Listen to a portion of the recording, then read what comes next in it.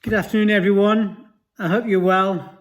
Just thought I'd do a little update for you from Hallow. So I'm sitting on the mezzanine in the chapel this afternoon. It's a glorious afternoon, lots of sunshine.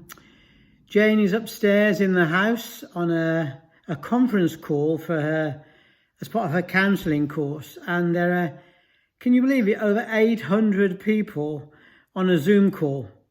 There are people there from the United States, from Canada, all over this country, and she's had a short break for lunch, and then she's on the call. She's been on the call from about 10 o'clock this morning, and she'll be on till 5. And it's just awesome. It's mind-blowing. And here I am talking to you. I think Matt's gathering the leaves up on the lawn, so that's giving you a bit of a context from which I write to you this afternoon. It seems ages since I was in touch with you all, and there's so much that's been going on, and I thought this might be an interesting way to update you. The first bit of news, which I'm really excited about, is that I've been accepted for training as a priest in the Church of England. So I will start, God willing, in September at a college yet to be decided.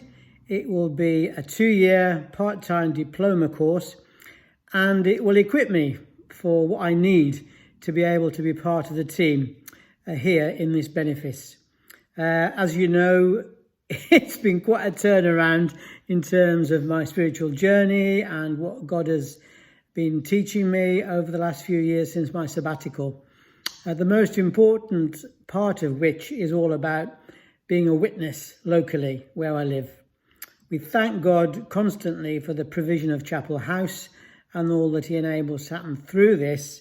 But also I've got a strong sense of witnessing to my neighbours, to my village, to my street, and doing that through the local church. There are 4 churches in the benefice here. That's like a group of churches. We've just had a new vicar, and I'm looking forward to being part of the team. So there you are. It's a bit of a surprise for some of you, probably. Surprise for me, actually. But I'm just so thankful for the process that I've been through.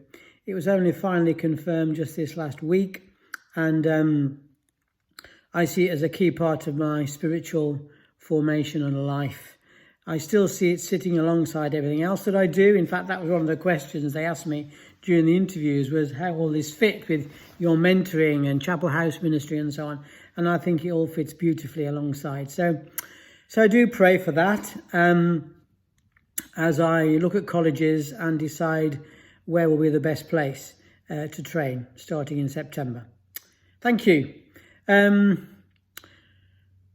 The mentoring ministry still continues. It's actually, I would say, as busy as ever, although I'm not meeting up with people, obviously, physically. I'm using all sorts of online platforms, as I have done for quite a few years, really. So I tend to average probably 2 calls a day, keeping in touch with leaders, guys who are trying to make sense of life during the lockdown, juggling their family responsibilities, family responsibilities, ministry responsibilities, working out how they do it, as well as attending to their own personal discipleship. So do keep praying for that too. I've also had a few retreats under the auspices of Chapel House, actually. I ran 3 online retreats that I called Under the Bonnet.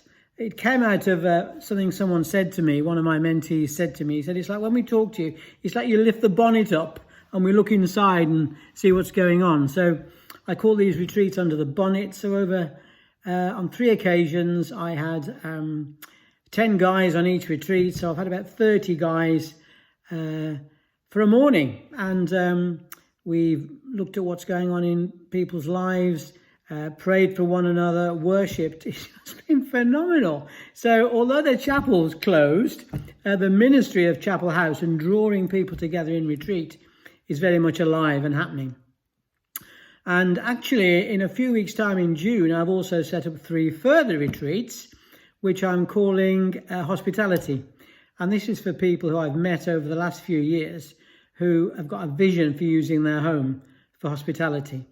So that's exciting as well, and we'll probably have roughly the same number of people on that. Jane and I will be running those together. So there's lots to think about, lots to do, lots to be involved with.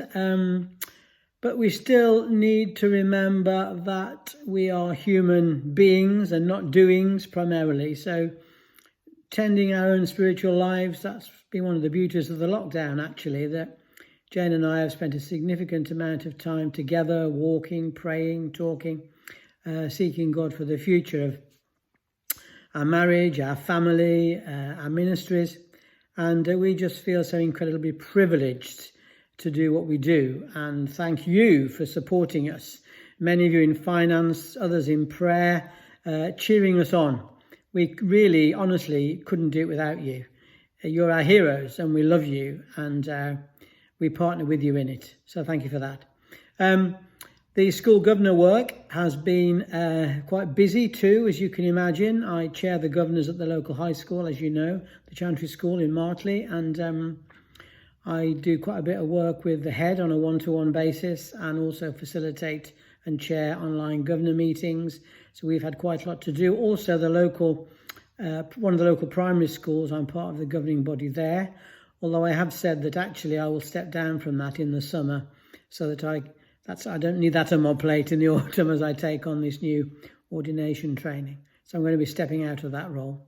But life in the village here in this community is exciting and varied, and as much as we can, we are contributing to supporting people, many of whom are living on their own.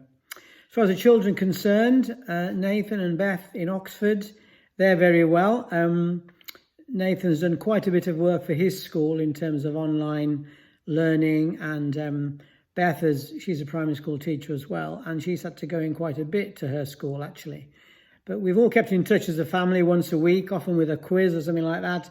As you know, we're a close family, we're close-knit, and we enjoy being together, and we're missing seeing them, actually, as I'm sure you're missing seeing your families and whatever shape your family happens to be, and contacts as well. But we thank God for technology and the ability to communicate like this. It's just fantastic. Emma in Liverpool, still working at the uni 3 days a week.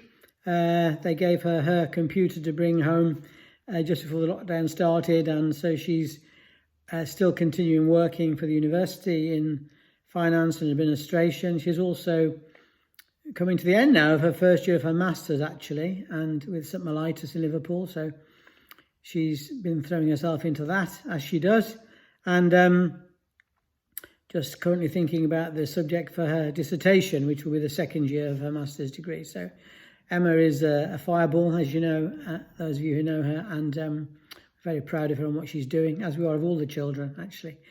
So Matt, coming to the end of his first year of sixth form, his college in Stourbridge have been brilliant in terms of sending work home and keeping him motivated, so that's been great. Yes, what else? It just struck me this morning, I was reading something that Pete Gregg wrote about, it's sort of, I think it was on this day in 1758 that John Wesley felt his heart strangely warmed in Aldersgate Church in London, and thus began a move of the Spirit of God which set up the Methodist Church. And I've just written an article for the local parish magazine in which my closing line was, it doesn't change, does it? We all still need our hearts strangely warmed. It was 1738 actually, not 1758, I've just noticed. But we're all still needing our hearts warmed, whatever stage of life we're at, whatever roles we have. We're still looking for God to move in a supernatural, miraculous way, and to warm our hearts and to equip us for work and service. And so whatever you're doing, whatever's today holds for you, whatever these coming weeks and months hold for you, it's our prayer that you will know the touch of God on your life. Thank you for the way you enrich our life. We pray for you too regularly. I have a massive list of folk I pray for. And I hope this has been a useful little update, and I'll be in touch with you again soon. God bless and thanks again.